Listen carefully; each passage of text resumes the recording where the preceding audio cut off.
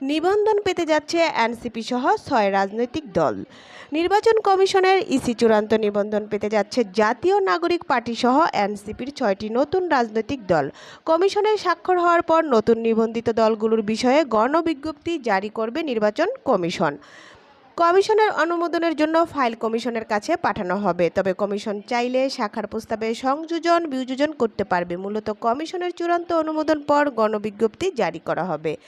ইসির দায়িত্বশীল সূত্র জানায়, ২২টি দলের মাঠ পর্যায়ে যাচাই বাছাই শেষে জাতীয় নাগরিক পার্টি, এনসিপি, বাংলাদেশ আম জনগণ পার্টি, বাংলাদেশ নিজামে ইসলাম পার্টি, বাংলাদেশ জাতীয় লীগ সহ ৬টি দলকে চূড়ান্তভাবে নিবন্ধন দিতে নথিতে ফাইল তোলা হয়েছে। সংশ্লিষ্ট শাখার কার্যক্রম বা স্বাক্ষর হয়েছে গত রোববার।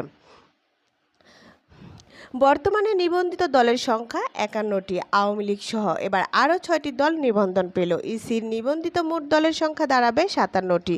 ২০০৮ সালে নবম জাতীয় সংসদ নির্বাচনের আগে রাজনৈতিক দলগুলোর নিবন্ধন প্রথা চালু করে ইসি।